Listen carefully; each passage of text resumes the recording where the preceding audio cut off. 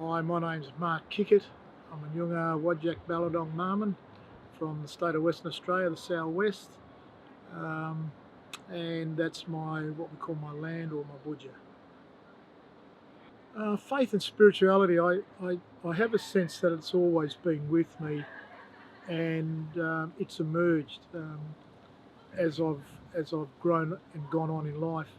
I was a foster care child taken out of my family home, when I was about 5, and was in a Church of Christ family who were strict disciplinarians, and I didn't quite get the sense of faith in that, although it was spoken of, it was more of regimented, um, um, regimented, hard approach to what a Christian should look like. So it didn't really ring true, and because out of that, it had a sense of me having to change who I was. My memories of my childhood, living in the bush in a little place called Caballing, just out of a town called Narrogin where I was born, and we had a sense of our relationship all around with creation and with the Creator. And so for me, um, this other disciplined or um, dominated sense of spirituality just didn't seem to equate. But I think as a young guy going along, because I had that sense of spirituality in my life, that emerged when I saw, I think, the Spirit of God moving amongst a lot of Aboriginal leaders and community, and I saw people talking about this transforming gospel. I heard this being spoken of by Aboriginal leaders who were sharing our own story, and therefore validating me as who I was, and validating my Aboriginality, my culture.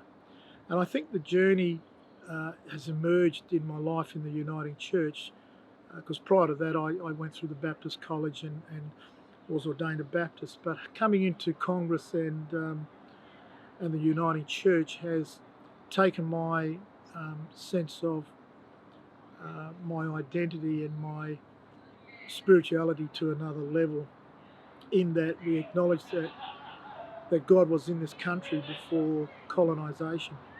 So therefore God had already spoken into who we are.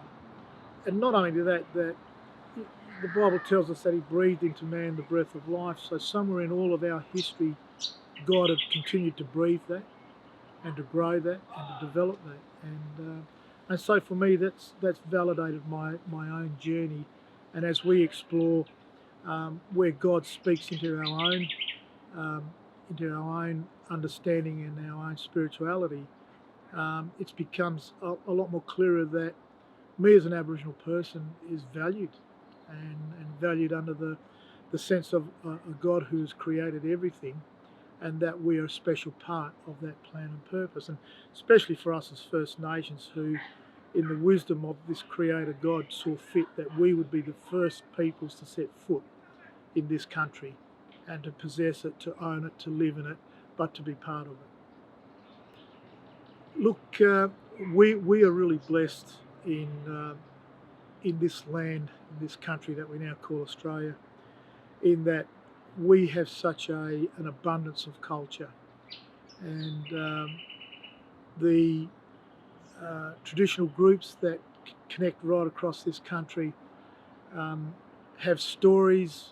We have our song lines, we have our dreaming, and for me, as I guess a modern day, maybe urban blackfella, um, I sense there's something that continues to be deeply embedded into who we are, that allows us to um, uh, focus on what makes us Aboriginal. And that's a word that the colonisers gave us. I'm a Noongar, and I like what Uncle Kenny Sumner from South Australia, Reverend Ken Summer, has to say in regards to that. He said, that's the colonial name for me. He said, but I'm Nutterjetty. And so for me, I agree. I think that gives me back my identity, my voice, and my culture. So culture for me is living out my Noongarness in the world around me. That doesn't leave me, and that the person of Christ enhances that. And so I'm no longer have a sense that I ought to be ashamed, but to be extremely proud of my relationship to my land, to my country, to my stories, to my identity. Oh, what are the parts that bring me most joy? Look, my family certainly is that. We have a rich history in terms of our culture, and that brings me a lot of joy.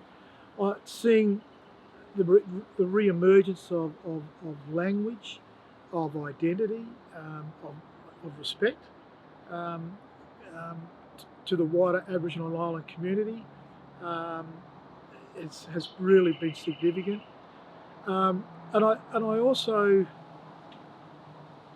value the connection that I have into the church, and I think as about a history that a lot of our people have had with I guess the formal foundations of what we call the church. It's more than that.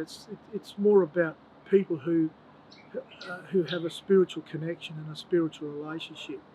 And so building those foundations for me within our community, I think is important. I think community needs to refine and refocus on a foundation that gives that purpose and meaning, and particularly as we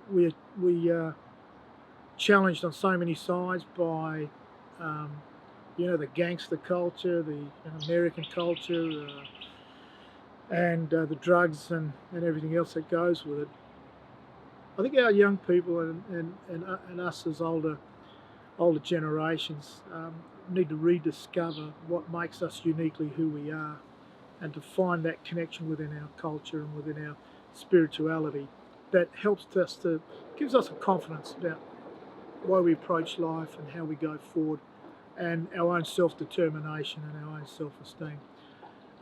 So that gives me a lot of joy that we can speak into the lives and hearts of people, not about preaching to people about what we've heard for generations upon generations, where if you don't do this, you're going to hell. Well, the reality is so many of us are already living in hell, and we need a message of hope, and we need something that's going to sustain us in this life, and that's going to make a difference for us in this life. And so that, for me, I get a lot of pleasure out of being able to encourage people to find who they are. Geez.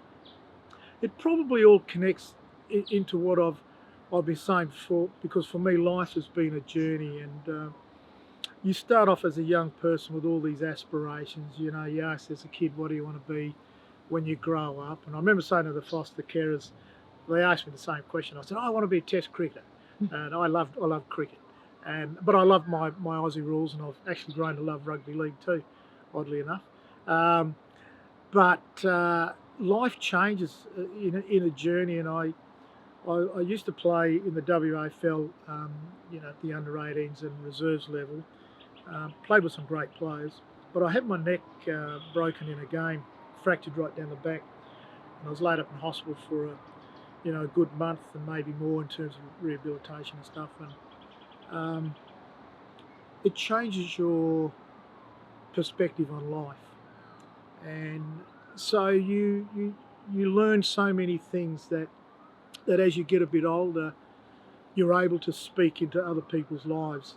And I think that's probably, for me, it's been about my own journey as a kid who lived in the bush, but being displaced, put into white society, facing racism every day of my life, having to fight for equality, finding that equality on the sporting field, and then going on in life with just this clear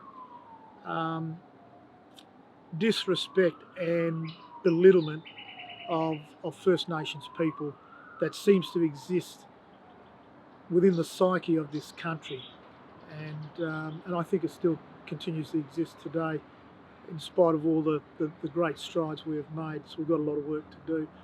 So I think for me, it's about a journey of life that I can share, and but in that story, for me, the Jesus story rings true.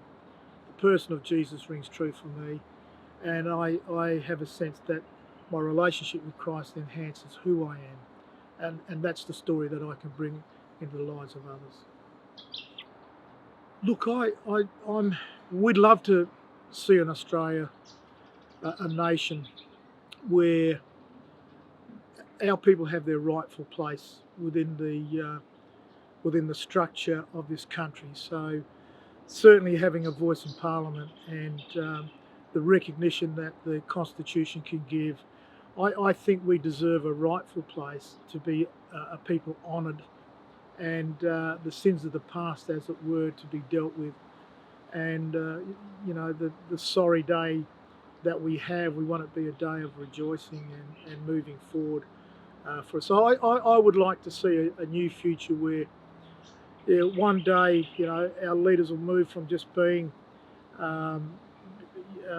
just an extra add-on in the life of our political parties or communities, but actually having the leadership roles right across the country. Love to see an Aboriginal Prime Minister one day. That'd be absolutely amazing. I think we've got amazing wealth of people coming through that are a complete package. That is, they have a sense of who they are, have a clear foundation of spirituality and culture and life, and drive for making things better for our young people. I'd like to see our people move from being, just being I guess in the old days, a mission field, but becoming a force to be reckoned with, both within our social structures and our political structures. Oh, look, I'm excited to be at this gathering in Townsville.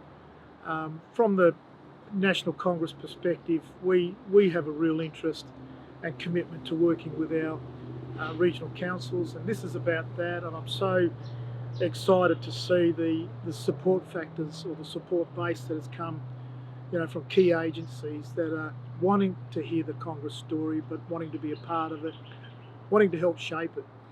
And so for me, that's been an exciting thing, to engage, to build this relationship, and I think the state of Queensland, what's been said here is there's an excitement about a new beginning, and the wonderful thing is that God is the God of new beginnings, and so I think we've got some exciting times ahead.